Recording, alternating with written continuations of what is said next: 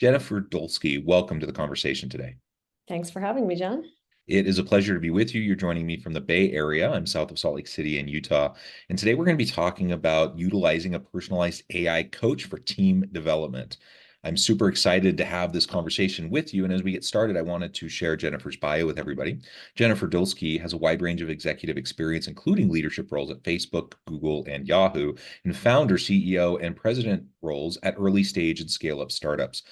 She is currently CEO and founder of Rising Team, a team performance platform that helps companies increase engagement and scale leadership development by equipping managers to lead deeply connecting interactive team sessions remotely or in person without an outside facilitator. I think that's awesome. I'm super excited to learn more about this because I think this sort of tech is super important and needed in a world of distributed teams and virtual work, either remote or hybrid or however that might look for a particular organization. So this is what we'll be unpacking and exploring together today. Jennifer, anything else you would like to highlight by way of your background and personal context before we launch on it? I think you covered it quite well. I will say that, as is the case with many founders of companies, I'm essentially building the product I wish I had had as a leader of teams. So a lot of it comes from personal experience and having led teams that were big and distributed globally and not feeling like I had the tools that I needed. Yeah. And I think it's becoming more and more common. Obviously, the pandemic kind of propelled us forward, accelerated us towards this kind of modality of more distributed teams, but it's not new either. Like there have been distributed teams for decades. I mean, really, as long as people have done work, there have been there have been a wide range of types of arrangements that people have done, and you can even go back, I don't know, to go back to the old days of telecommuting and things like that. So this has been around for a long time, but the tools are getting better and better. The technology to assist us to be better collaborators, to connect better with each other, and to develop ourselves is improving dramatically, and that's really exciting. I don't want to derail us into this whole like back to office mandate debate or anything like that.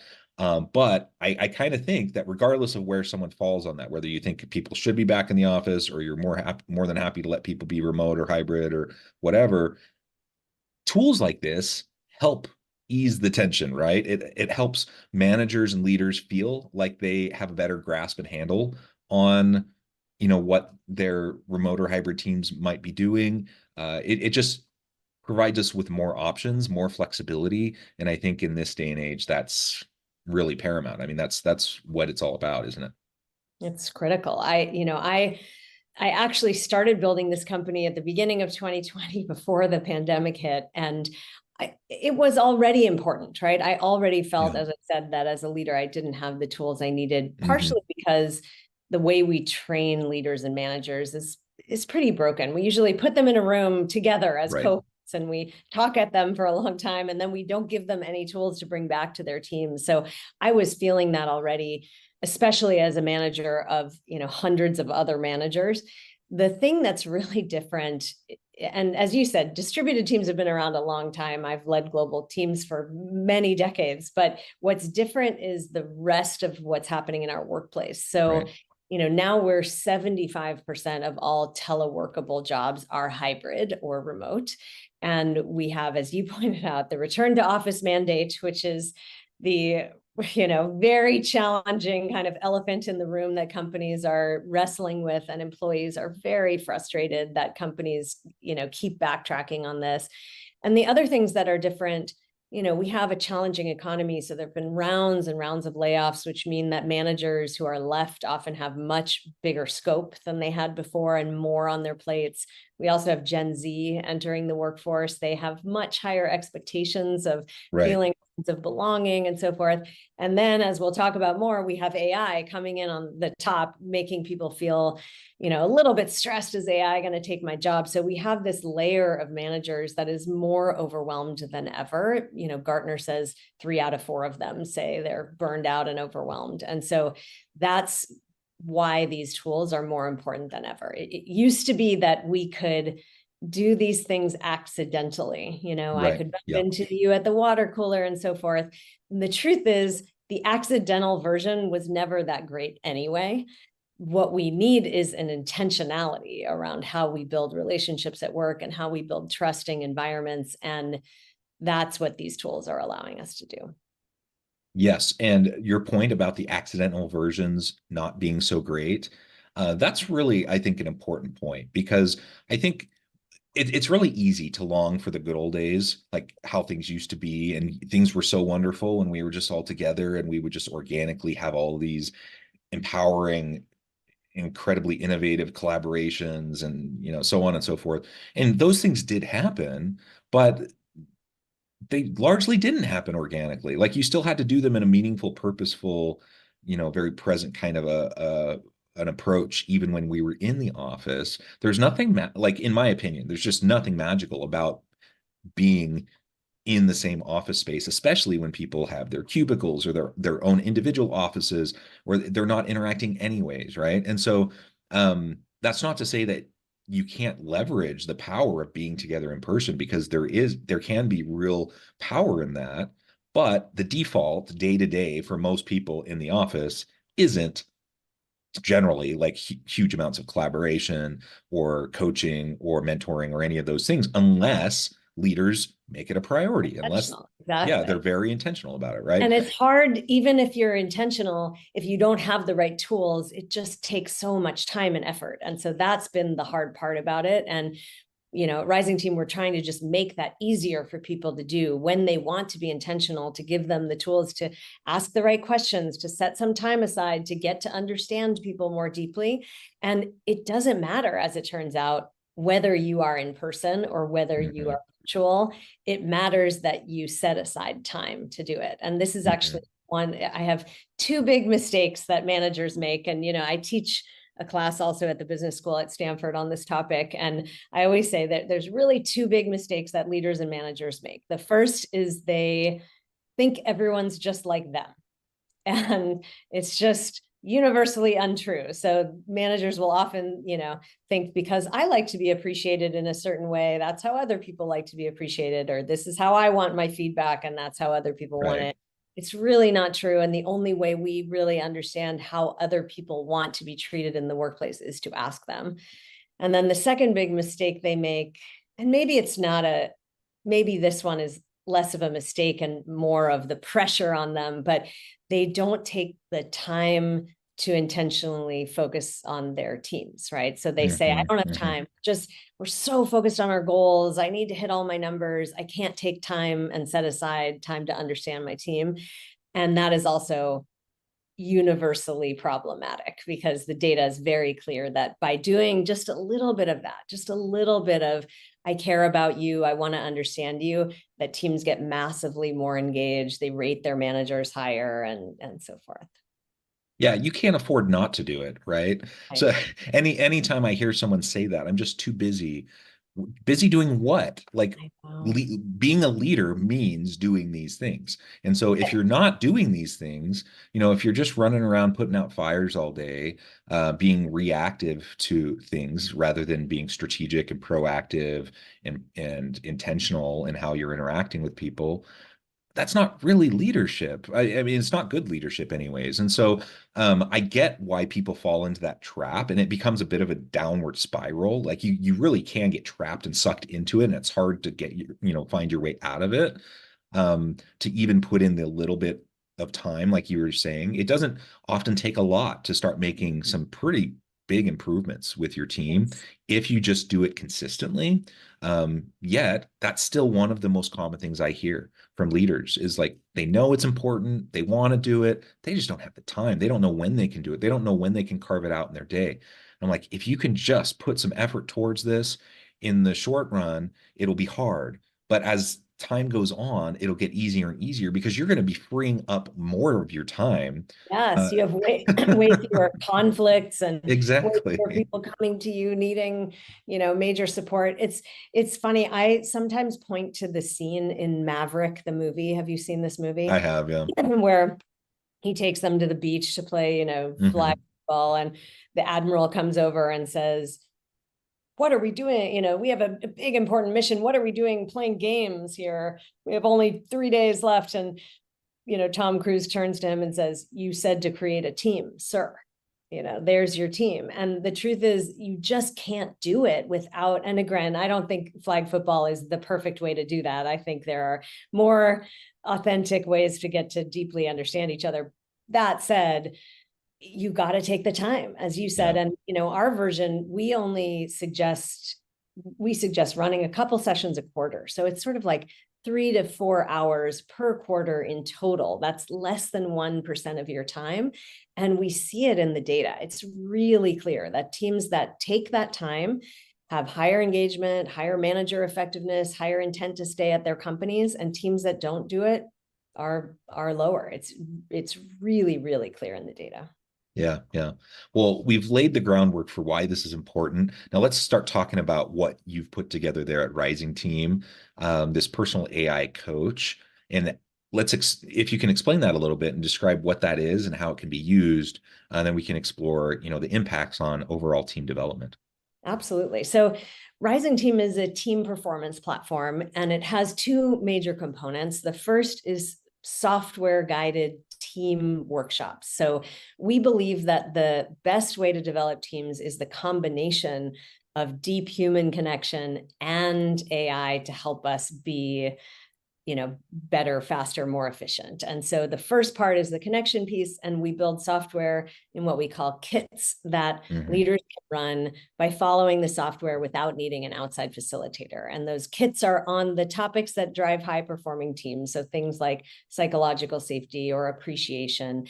And the sessions range in length from 15 minutes to 2 hours. And again, you kind of just hit go, and it walks you through everything from a warm-up icebreaker to an activity to reflections and so forth, just like a facilitator would, but you don't need the facilitator. And it's no time to plan. You pick a session off the shelf, you run it, and what you get is much more trust on a team, more connection, more understanding of how to work together. Where the AI coach comes in is that even when I sit face to face with you and I learn really interesting things about you, I am human. So at the end of the day, it is hard for me to perfectly remember those things. And where AI can help me is actually, if all the data and insights that you're putting into your Rising Team sessions that you've already shared with me are now known by an AI coach, I can go ask that coach questions like, John told me he's feeling burned out. How do I support him? Or, John just missed his last 2 deadlines. How do I give him feedback on that? Or John did an amazing job launching this big project. How do I appreciate him? And that coach will give me custom answers based on what you want and how you operate as a human in the workplace, different than if I asked, questions about someone else on my team, I would get a completely different answer. And like any AI it can also write me a script, and it can edit that script and do all those things. The unique part about our coach is that it knows your team. And it knows your team in a way that's probably better than you do, because you can't remember all the things, and then make it available also not only to the team leader, but also to the team members. So team members can go say things like, how do I tell my manager that this meeting is really ineffective? And it will answer you about your manager or your teammates as well. And how do you go about training that model within an individual team? Yeah, so we start with the baseline models, and we actually use all the various models. So we have ChatGPT and we have Gemini and so forth. And those models are already fairly well trained with leadership best practices and leadership science that's out there on the internet. Then what we do is we add some of our Rising Team frameworks and philosophies, and we add the custom unique insights about each person from their session. So let's say with my team as an example, I've already done sessions on things like appreciation preferences. So they've already entered in a session with me. I know, for instance, if someone wants to be appreciated in private or in public, if they like to be appreciated for small things very often or for big things less frequently. I know if they prefer cash or gifts or more scope or, being asked for their advice. All of those things have been entered already in a session we did together. And all of that data is used to also prompt the model so that it gives you answers. And then it's like a coach. So we've trained it to behave like a leadership coach in that it will do things like ask you clarifying questions and help you tighten your answers to be really effective. Yeah, that's really cool. And like you said, there's a lot of models out there. And I've dabbled with them and I've explored and I've found that just some of the kind of generic models that are out there are, can be useful to varying degrees, but where the rubber meets the road, is the details with a given individual within a given team dynamic, right? And so finding ways, like you just said, to really train kind of a baseline model on some of that additional information is going to be really, really important for it to really be targeted coaching, targeted mentoring, targeted development advice for individuals. That's super cool.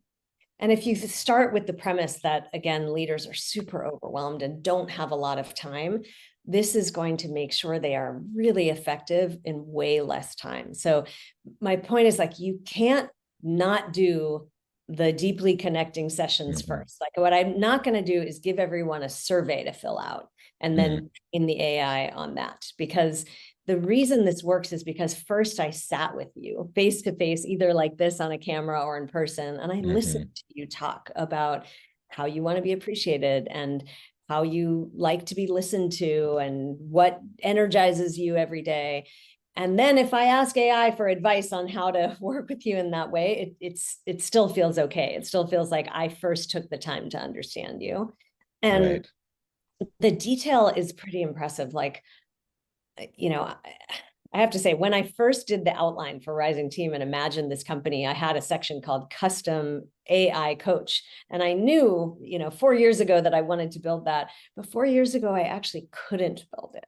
Sure. And so the fact that we can build it now kind of amazes me every day. Like, I have someone on my team who, was going through a lot. And I asked, Artie is what we call our coach. And I said, hey, Artie, how do I help support this person during a challenging time?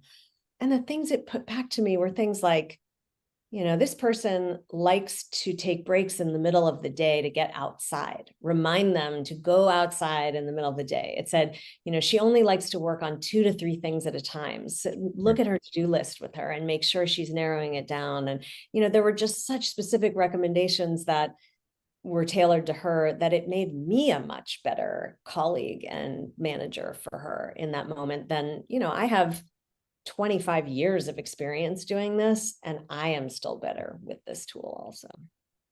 Yeah. And that's the thing, is we can all be better regardless of how attentive you are. And some people are, I'm always amazed by those individuals who never forget a name. They remember all your family members. They remember the important dates. Like, there are people that can like store all of that in their head. And it blows my mind. It amazes me, but they're so rare. And what we want is everyone to have that capacity. And with these tools, you can achieve that. Because you don't have to store all that information in your head and pull it out, just at the snap of your fingers. You literally can use the tool to remind you. And it's not, just to reiterate what you said multiple times, this isn't just outsourcing the human connection to AI, because you're already doing the work to develop relationships with your people, to see them, to hear them, to understand them. The tool is just that. It's a tool to augment your capacity so that you can do things faster, more efficiently, and still have that deep, meaningful connection in ways that people will appreciate.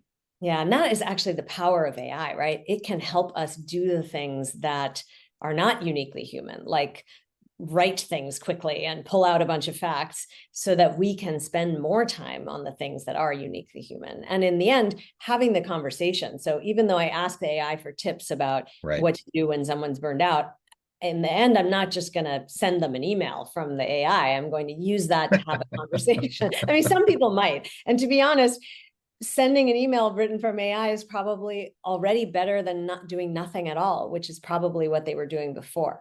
So even in this case, I think, we're removing a lot of friction, and we start everybody from their baseline. So similar with the other part of Rising Team, you don't have to have ever facilitated anything before to do that well. And those the people who are brand new to it just read the instructions off the page and it is okay. We get, 90+% top 2 box scores, even for brand new facilitators. And then they learn over time, they practice, they learn by practicing, and they get better and better. And the same is with the AI. So you might, to start, some people might be biased to not have the conversation at all. And so let's say AI can take out the friction for you so that you can at least have a start at the conversation, even if you use it word for word and send it in an email to start with. And then over time, you get more and more comfortable and adept at human empathy. Yeah. Yeah. Awesome. Well, this has just been a really fun conversation. I know we've only scratched the surface, but I also know at the time I need to let you go here in a few minutes. Before we wrap things up, I wanted to give you a chance to share with the audience how they can connect with you, find out more about your work, your team, where they can find out more about this personalized AI coach, and then give us the final word on the topic for today. Sure. So I am at J Dulski, Jdulski, on pretty much every service, on Twitter, on LinkedIn, on Instagram, etc. I would love if people connect to me on LinkedIn. Our website is risingteam.com, just the way it sounds. And there is actually Artie, our AI coach. It's live with our existing customers in testing now, and it will launch live publicly to new customers in June. So there's a little sign up for the wait list for people who want to get that first access to Artie. And yeah, my closing thoughts on this are just that it doesn't take as much time as you think to be intentional about making your team feel valued. And there are tools like Rising Team that can make that even easier. Yeah, awesome. I think it's so cool. I'm really excited to see this and to play with it and to just see where this world of AI augmented support for leaders continues to develop in the years to come. Because, on the one hand, yes, people are afraid of AI stealing their jobs, but we need tools to help us with the human side of what we do. We're always going to need leaders. We're always going to need people who can run teams, who can drive empowered, innovative teams of people to do cool stuff. And we just need tools to help us do that better and better in a really complex world. So this is one of many tools to come, and I'm really excited to see how things continue to develop. Well, Jennifer, this has just been a great conversation. Thank you so much. I encourage the audience to reach out, get connected, find out more about what Jennifer and her team can do for you. And as always, I hope everyone can stay healthy and safe, that you can find meaning and purpose at work each and every day. And I hope you all have a great week.